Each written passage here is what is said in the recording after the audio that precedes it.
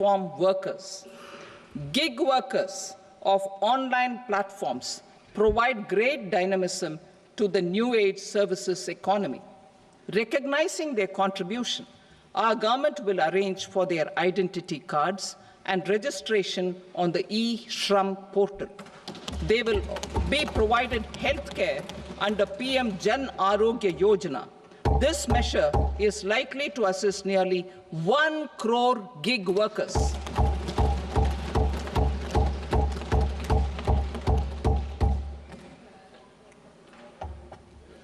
Investing in the economy, public-private partnership in infrastructure. Each infrastructure-related ministry will come up with a 3-year pipeline of projects that can be implemented in PPP mode. States will also be encouraged to do so and can seek support from the India Infrastructure Project Development Fund, which is a scheme to prepare PPP proposals. Support to states for infrastructure. An outlay of 1.5 lakh crore is proposed for the 50-year interest-free loans to states for capital expenditure and incentives for reforms. Building on the success of the first asset monetization plan announced in 2021, the second plan for 2025 to 30 will be launched to plow back capital of 10 lakh crore in new projects. Regulatory and fiscal measures will be fine-tuned to support the plan. Jal Jeevan Mission. Since 2019, 15 crore households, representing 80% of India's rural population, have been provided access to portable tap water connections.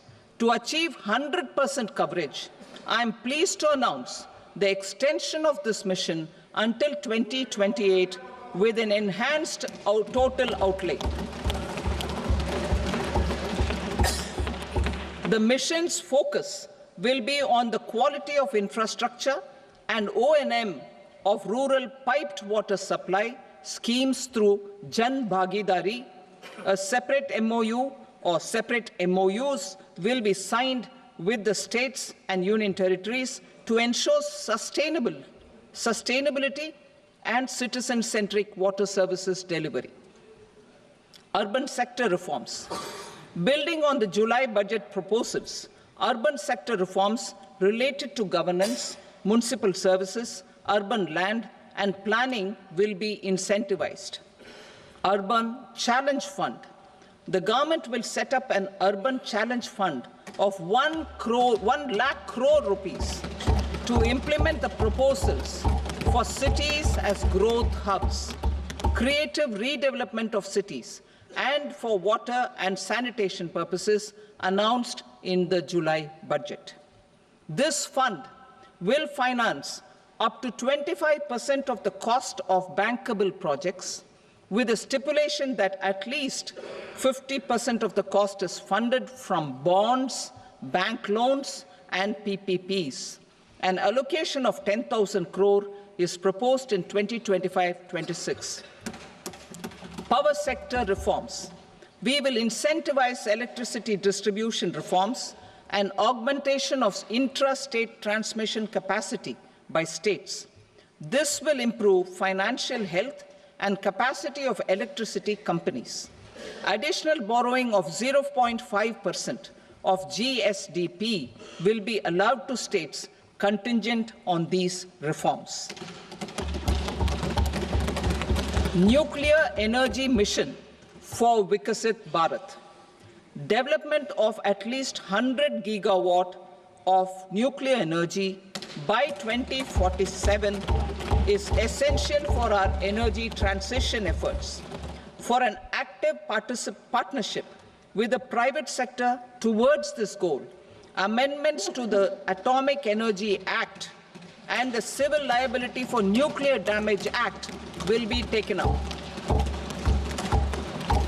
A nuclear energy mission for research and development of small modular reactors with an outlay of 20,000 crore will be set up. At least 5 indigenously developed small modular reactors will be operationalized by 2033. Shipbuilding. The shipbuilding financial assistance policy will be revamped to address cost disadvantages. This will also include credit notes for shipbreaking in Indian yards to promote the circular economy. Large ships above a specified size will be included in the infrastructure harmonized master list. Shipbuilding clusters will be facilitated to increase the range, categories, and capacity of ships. This will include additional infrastructure, facilities, skilling, and technology to develop the entire ecosystem. Maritime Development Fund. For long-term financing for the maritime industry, a Maritime Development Fund with a corpus of 25,000 crore rupees will be set up. This will be for distributed support and promoting competition. This will have up to 49% contribution by the government, and the balance will be mobilized from ports and from private sector. UDAN regional connectivity schemes.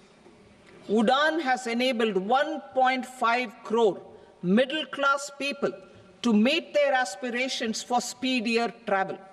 The scheme has connected 88 airports, and operationalized 619 routes. Inspired by that success, a modified UDAN scheme will be launched to enhance regional connectivity to 120 new destinations and carry 4 crore passengers in the next 10 years. 4 crore additional passengers in the next 10 years. The scheme will also support helipads and smaller airports in hilly, aspirational, and northeast regional districts. Greenfield airports will be facilitated in Bihar to meet the future needs of the state. These will be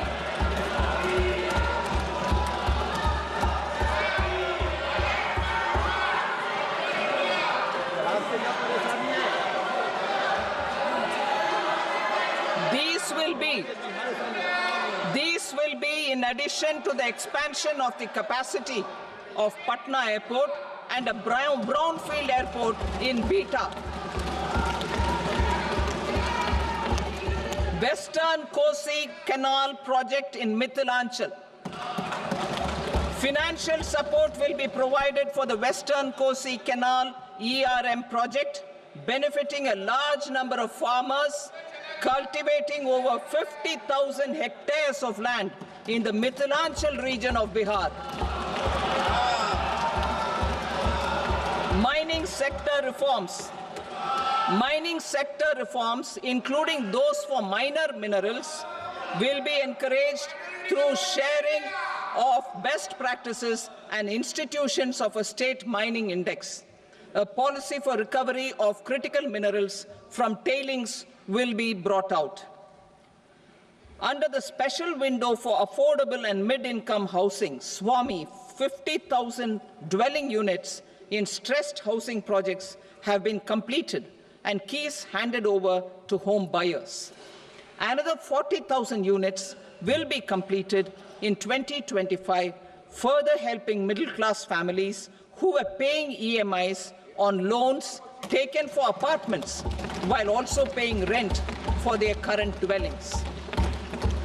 Building on this success, SWAMI Fund 2 will be established as a blended finance facility with contribution from the government, banks, and private investors. This fund of 15,000 crore rupees will aim for expeditious completion of another 1 lakh units. PM Gati Shakti data for private sector. For furthering PPPs and assisting the private sector in project planning, access to relevant data and maps from the PM Gati Shakti portal will be provided. Tourism for employment-led growth. Top 50 tourist destination sites in the country will be developed in partnership with states through a challenge mode. Land for building key infrastructure will have to be provided by the states. Hotels in these destinations will be included in the infrastructure harmonized list. The following measures will be taken for facilitating employment-led growth: organizing intensive skill development programs for our youth, including in institutes of hospitality management, providing mudra loans for homestays, improving ease of travel and connectivity to tourist destinations, providing performance-linked incentives to states for effective destination management, including tourist amenities, cleanliness, and marketing efforts, and introducing streamlined e-visa facilities along with visa fee waivers for certain tourist groups. Continuing with the emphasis on places of spiritual and religious significance, in the July budget, there will be a special focus on destinations related to the life and times of Lord Buddha. Medical tourism and heal in India. Medical tourism and heal in India will be promoted in partnership with the private sector, along with capacity building and easier visa norms. Investing in innovation. To implement private sector-driven research, development, and innovation initiatives announced in the July budget, I am now allocating 20,000 crore rupees for this purpose. A deep tech fund of funds will also be explored to catalyze the next generation startups as a part of this initiative. In the next 5 years, under the PM Research Fellowship Scheme, we will provide 10,000 fellowships for technological research in IITs and IISc with enhanced financial support. The second gene bank with 10 lakh germplasm lines will be set up for future food and nutritional security. This will provide conservation support to both public and private sectors for genetic resources.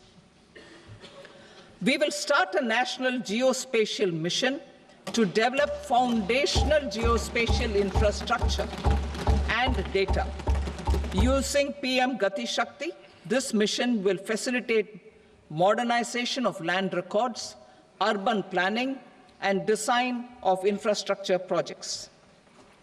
A Gyan Bharatam mission for survey, documentation, and conservation of our manuscript heritage with academic institutions, museums, libraries, and private collectors will be undertaken to cover more than 1 crore manuscripts. We will set up a national digital repository of Indian knowledge systems for knowledge sharing. Now I move to exports as the fourth engine. We will set up an export promotion mission with sectoral and ministerial targets driven jointly by the Ministries of Commerce, MSME, and Finance. It will facilitate easy access to export credit, cross-border factoring support, support to MSMEs to tackle non-tariff measures in overseas markets. A digital public infrastructure, Bharat Trade Net, for international trade will be set up as a unified platform for trade documentation and financing solutions. This will complement the Unified Logistics Interface platform. The BTN will be aligned with international practices. Support will be provided to develop domestic manufacturing capacities for our economy's integration with global supply chains. Sectors will be identified based on objective criteria. Facilitation groups with participation of senior officers and industry representatives will be formed for select products and supply chains. Through this, there are huge opportunities related to Industry 4.0, which needs high skills and talent. Our youth have both. Our government will support the domestic electronic equipment industry to leverage this opportunity for the benefit of our youth. A national framework will be formulated as guidance to states for promoting global capability centers in emerging Tier 2 cities. This will suggest measures for enhancing availability of talent and infrastructure, building bylaw reforms, and mechanisms for collaboration with industry. Our government will facilitate upgradation of infrastructure and warehousing for air cargo, including high-value perishable horticultural produce. Cargo screening and customs protocol will be streamlined and made user-friendly. Reforms as the fuel. Over the past 10 years, our government has implemented several reforms for convenience of taxpayers, such as faceless assessment, 2, taxpayer charter, 3, faster returns, 4, almost 99% returns being on self-assessment, and 5, Vivad Se Vishwas scheme.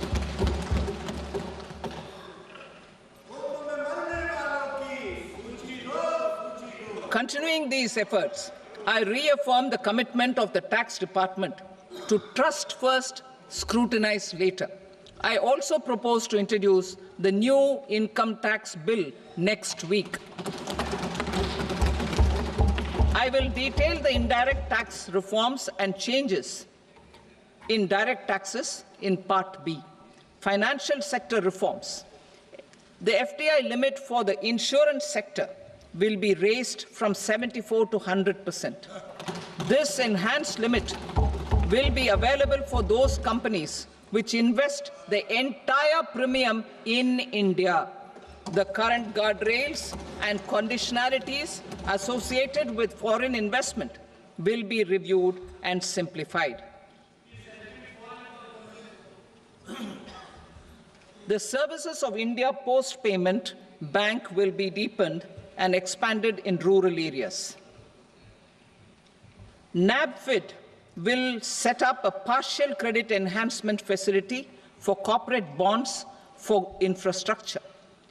Public sector banks will develop Grameen Credit Score framework to serve the credit needs of SHG members and people in rural areas. A forum for regulatory coordination and development of pension products will be set up. To implement the earlier announcement on simplifying the KYC processes, the revamped Central KYC Registry will be rolled out in 2025. We will also implement a streamlined system for periodic updating. Requirements and procedures for speedy approval of company mergers will be rationalized. The scope for fast-track mergers will also be widened and the process made simpler. As proposed in the interim budget, we signed bilateral investment treaties with 2 countries in 2024 to encourage sustained foreign investment, and in the spirit of First Develop India, the current model BIT will be revamped and made more investor-friendly. In the last 10 years, in several aspects, including financial and non-financial, our government has demonstrated a steadfast commitment to ease of doing business. We are determined to ensure that our regulations must keep up with technological innovations and global policy developments. A light-touch regulatory framework based on principles and trust will unleash productivity and employment. Through this framework, we will update regulations that were made under old laws. To develop this modern, flexible, people-friendly, and trust-based regulatory framework, appropriate for the 21st century, I propose 4 specific measures. A high-level committee for regulatory reforms will be set up for a review of all non-financial sector regulations, certifications, licenses, and permissions. The committee will be expected to make recommendations within a year. The objective is to strengthen trust-based economic governance and take transformational measures to enhance ease of doing business, especially in matters of inspection and compliances. States will be encouraged to join in this endeavor. An investment friendliness index of states will be launched in 2025 to further the spirit of competitive, cooperative federalism.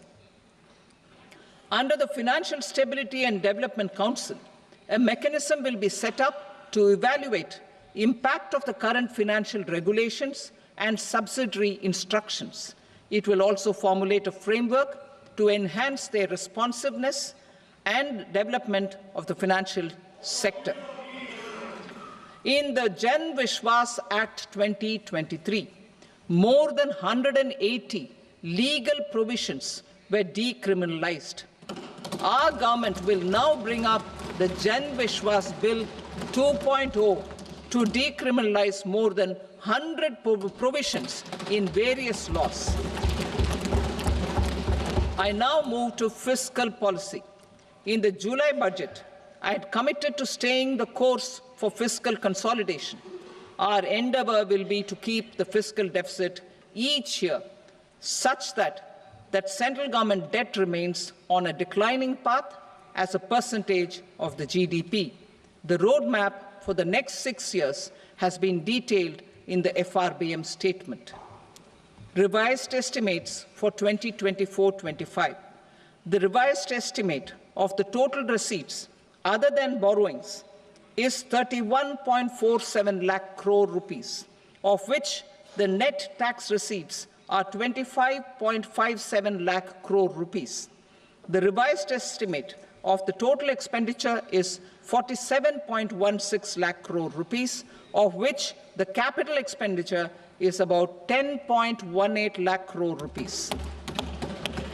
The revised estimate of the fiscal deficit is 4.8% of the GDP.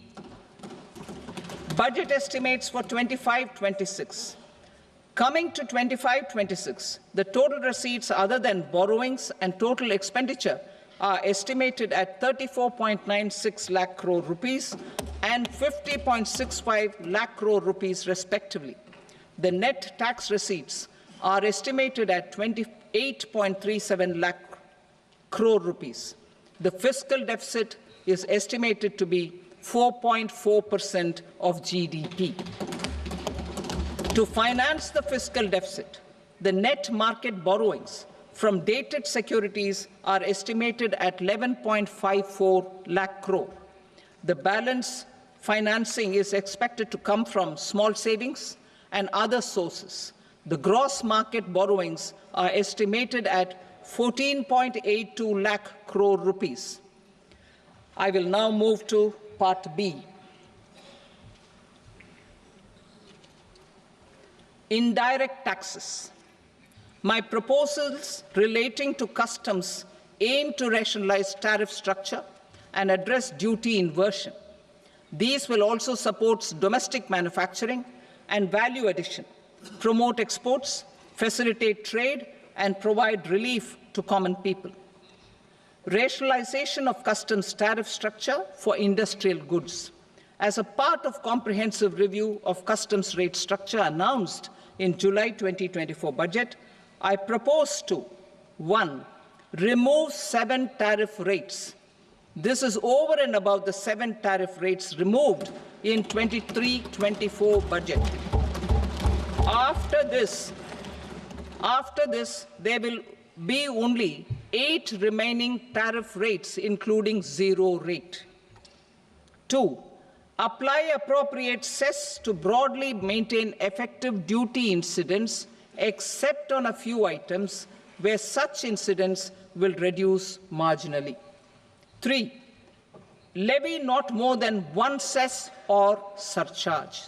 Therefore, I propose to exempt social welfare surcharge on 82 tariff lines that are subject to a cess. I shall now take up sector-specific proposals. To provide relief to patients, particularly those suffering from cancer, rare diseases, and other severe chronic diseases, I propose to add 36 life-saving drugs and medicines to the list of medicines fully exempted from basic custom duty.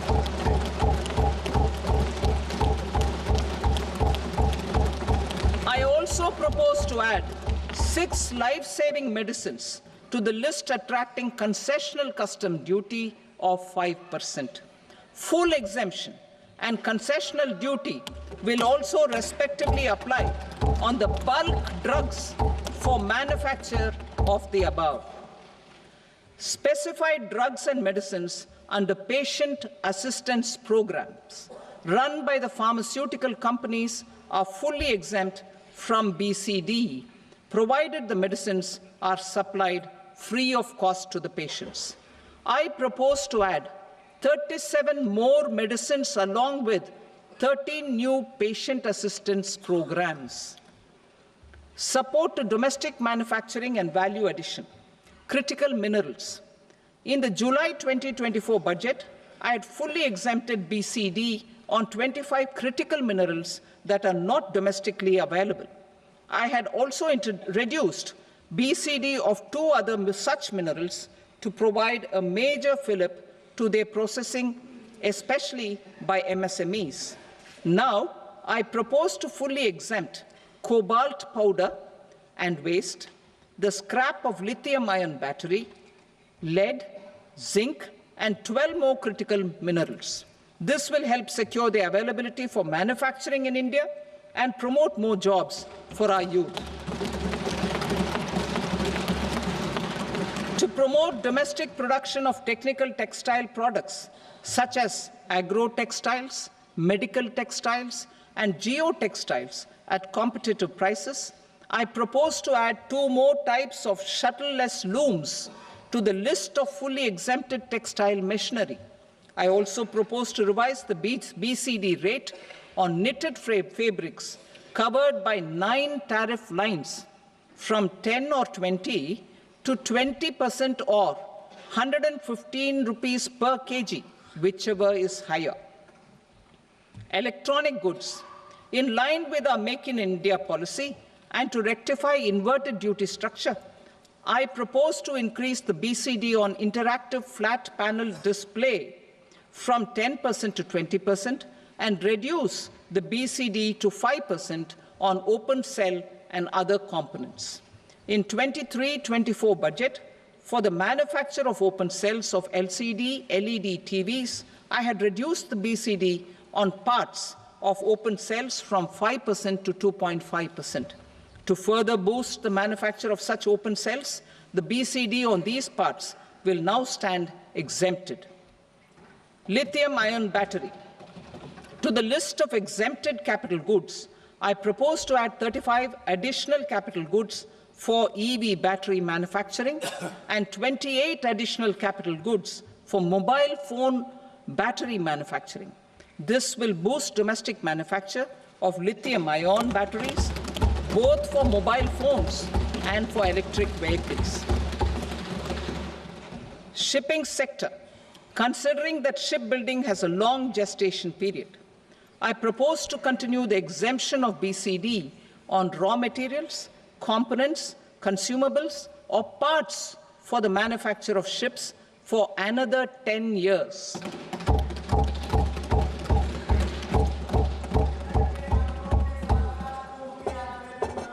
I also propose the same dispensation for shipbreaking to make it more competitive. Telecommunication. To prevent classification disputes, I propose to reduce the BCD from 20% to 10% on carrier-grade Ethernet switches to make it at par with non-carrier-grade Ethernet switches. Export promotion. To facilitate exports of handicrafts, I propose to extend the time period for export from 6 months to 1 year, further extendable by another 3 months if required. I also propose to add 9 items to the list of duty-free inputs. Leather sector.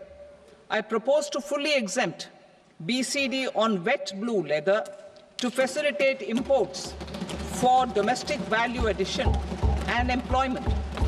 I also propose to exempt crust leather from 20% export duty to facilitate exports by small tanners. Marine products.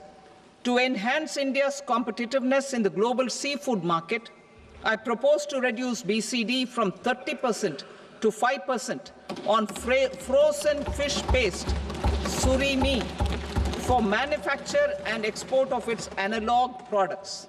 I also propose to reduce BCD from 15% to 5% on fish hydrolysates for manufacture of fish and shrimp feed. In July 2024 budget, to promote development of domestic MROs for aircraft and ships, I had extended the time limit for export of foreign origin goods that were imported for repairs from 6 months to 1 year and further extendable by 1 year. I now propose to extend the same dispensation for railway goods. Time limit for provisional assessment. Presently, the Customs Act 1962 does not provide any time limit to finalize provisional assessments, leading to uncertainty and cost to trade. As a measure of promoting ease of doing business, I propose to fix a time limit of 2 years, extendable by a year, for finalizing the provisional assessment. I propose to introduce a new provision that will enable importers or exporters, after clearance of goods, to voluntarily declare material facts and pay duty with interest but without penalty. This will incentivize voluntary compliance. However, this will not apply in cases where department has already initiated audit or investigation proceedings. For industry to better plan their imports, I propose to extend the time limit for the end use of imported inputs in the relevant rules from 6 months to 1 year. This will provide operational flexibility in view of cost and uncertainty of supply. Further, such importers will now have to file only quarterly statements instead of a monthly statement.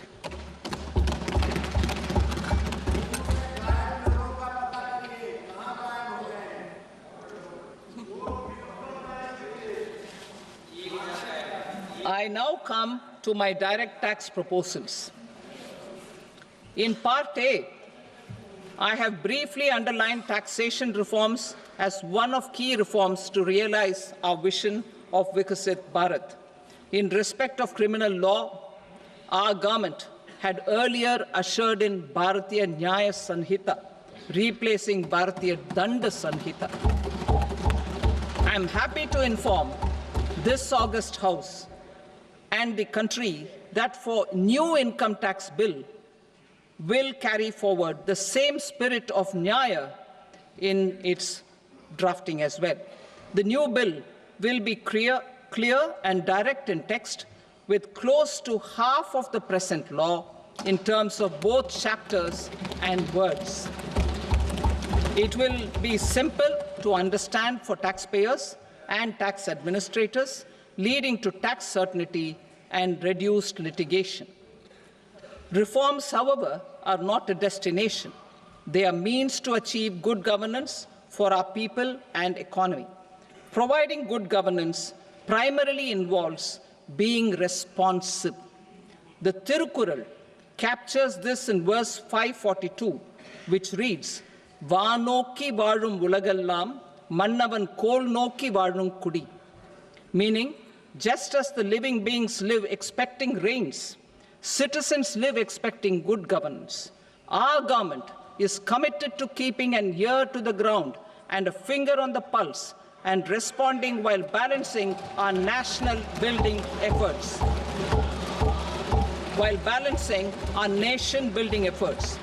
The following measures will detail just how our government will, under the guidance of PM Modi, has taken steps to understand and address. I repeat that sentence, sir. The following measures will detail just how our government, under the guidance of PM Modi, has taken steps to understand and address the needs voiced by our citizens. My tax proposals are guided by this spirit.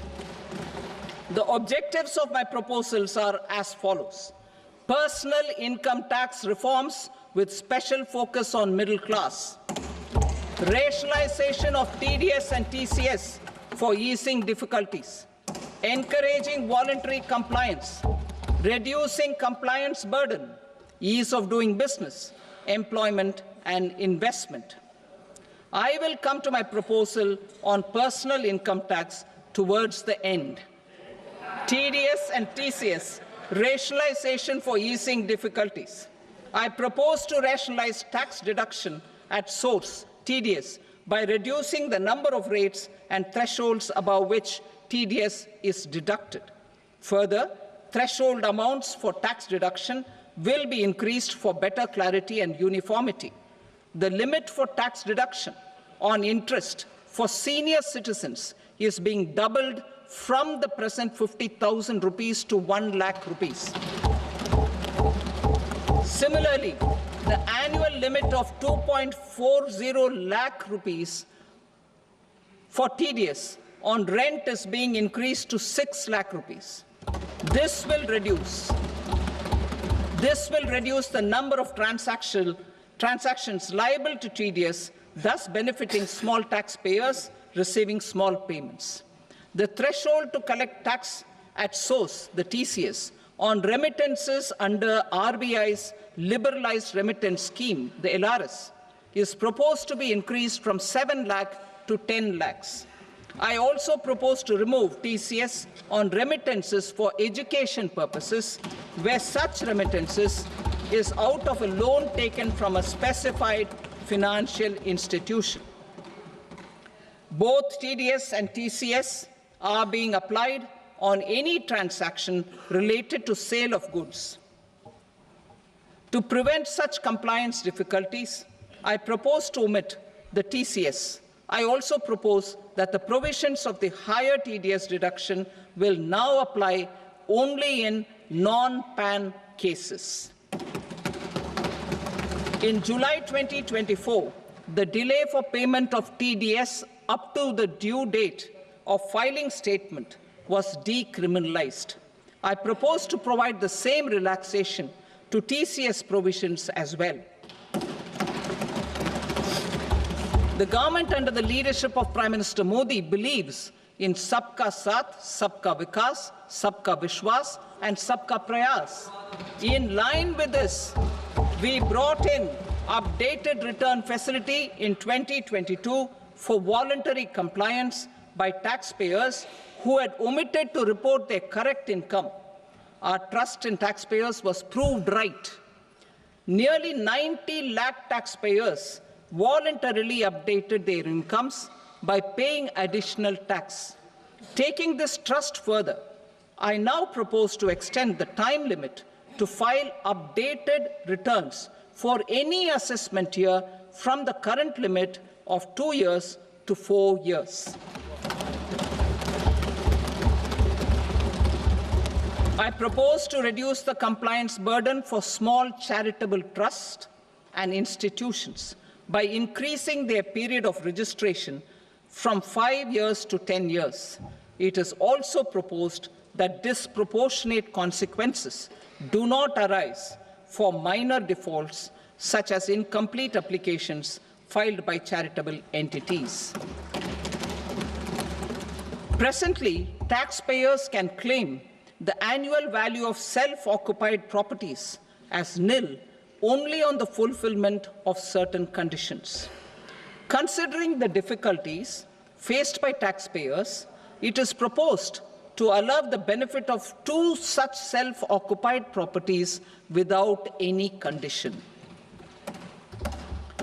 To streamline the process of transfer pricing and to provide an alternative to yearly examination, I propose to introduce a scheme for determining arm's-length price of international transaction for a block period of 3 years. This will be in line with global best practices. With a view to reduce litigation and provide certainty in international taxation, the scope of safe harbor rules is being expanded. A number of senior and very senior citizens have very old national savings scheme accounts. As interest is no longer payable on such accounts, I propose to exempt withdrawals made from NSS by individuals on or after 29th August 2024. I am also proposing to allow similar treatment to NPS Vatsalya accounts as is available to normal NPS accounts subject to overall limits. In my speech in July 2024, I had promised that all processes, including giving effect to appellate orders, shall be digitalized and made paperless over the next 2 years. So I'm happy to announce that digitalization is being made operational now.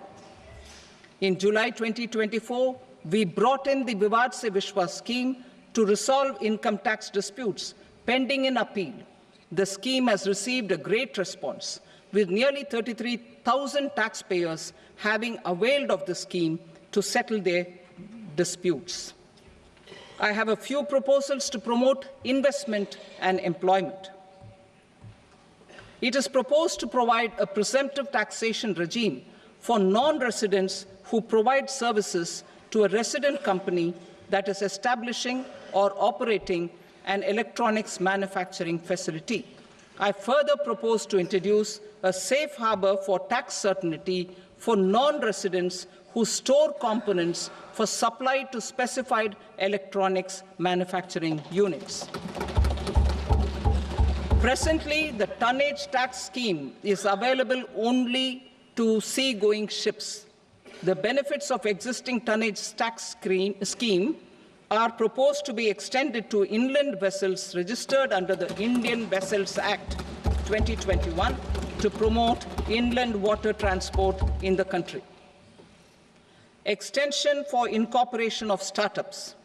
We continue to support the Indian startup ecosystem. I propose to extend the period of incorporation by 5 years to allow the benefit available to startups which are incorporated before 1/4/2030. In order to attract and promote additional activities in the IFSC, I am inter alia proposing specific benefits to ship leasing units, insurance offices, and treasury centers of global companies which are set up in IFSC. Further, to claim benefits, the cut-off date for commencement in IFSC has also been extended by 5 years to 31/3/2030.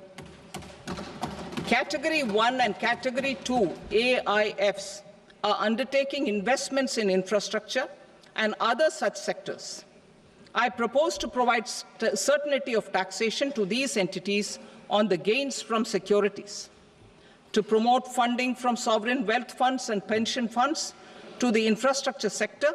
I propose to extend the date of making an investment by 5 more years up to 31st March 2030.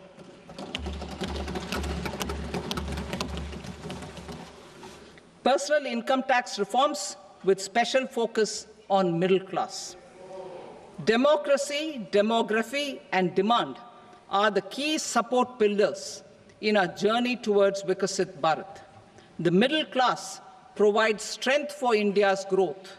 This government, under the leadership of Prime Minister Modi, has always believed in the admirable energy and ability of the middle class in nation building. In recognition of their contribution,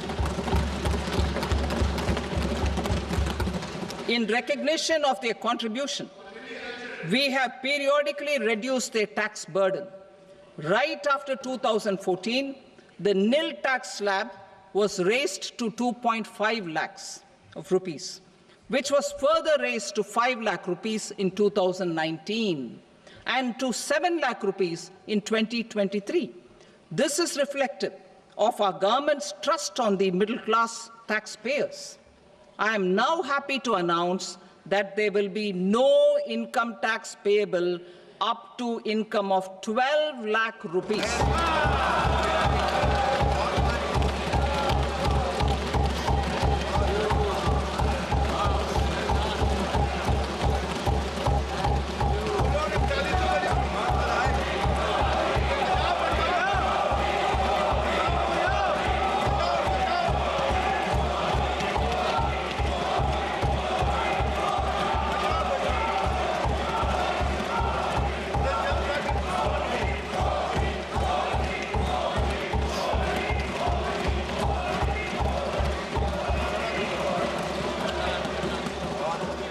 So, average income of 1 lakh per month other than the special rate income such as capital gains under the new regime.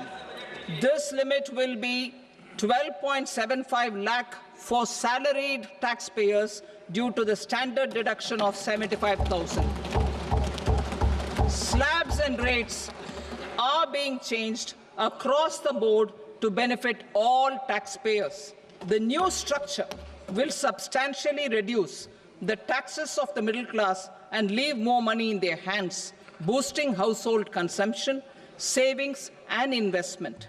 In the new tax regime, I propose to revise tax rate structures as follows: 0 to 4 lakh rupees nil, 4.8 lakh rupees to 4 to 8 lakh rupees 5%, 8 to 12 lakh rupees 10%, 12 to 16 lakh rupees 15%, 16 to 20 lakh rupees 20%, 20 to 24 lakh rupees 25%, and above 24 lakh rupees 30%.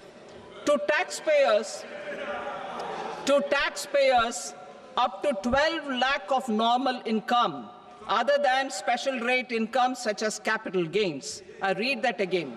To taxpayers up to 12 lakh of income other than special rate income such as capital gains, tax rebate is being provided in addition to the benefit due to slab rate reduction in such a manner that there is no tax payable by them. The total tax benefit of slab rate changes and rebate at different income levels can be illustrated with a few examples. A taxpayer in the new regime with an income of 12 lakh rupees will get a benefit of 80,000 rupees in tax, which is 100% of tax payable as per the existing rates. A person having income of 18 lakh rupees will get a benefit of 70,000 rupees in tax, that is 30% of tax payable as per existing rates. A person with an income of 25 lakh gets a benefit of 1,10,000 rupees, that is 25% of his tax payable as per existing rates. Details of my tax proposals are given in the annexure. As a result of these proposals, Honourable Speaker, sir, revenue of about 1 lakh crore in direct taxes and 2,600 crores in indirect taxes will be foregone. Mr. Speaker, sir, with this, I commend the budget to this august House.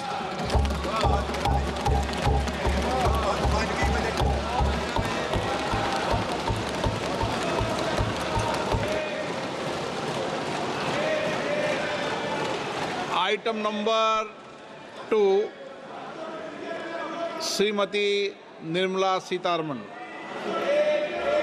Sir, with your permission, I rise to lay on the table the following statements under Section 3(1) of the Fiscal Responsibility and Budget Management Act, 2003. Medium-term fiscal policy cum fiscal policy strategy statement and macroeconomic framework statement. Item number 3, Srimati Nirmala Sitharaman. Sir, with your permission, I rise to move for leave to introduce the Finance Bill 2025. प्रश्न ये है कि विधेयक को पुनर्स्थापित करने की अनुमति प्रदान की जाए। जो सदस्य इसके पक्ष में हाँ कहें, जो सदस्य विरोध में ना कहें। मेरे विचार में निर्णय हाँ वालों के पक्ष में हुआ। हाँ वालों के पक्ष में अनुमति प्रदान की जाती है। माननीय मंत्री जी, अब विधेयक को पुनर्स्थापित करें। Sir, I introduce the bill. Thank you. सभा की कार्रवाई सोमवार दिनांक 3 फरवरी 2025 को प्राप्त 11 बजे तक के लिए स्थगित की जाती है।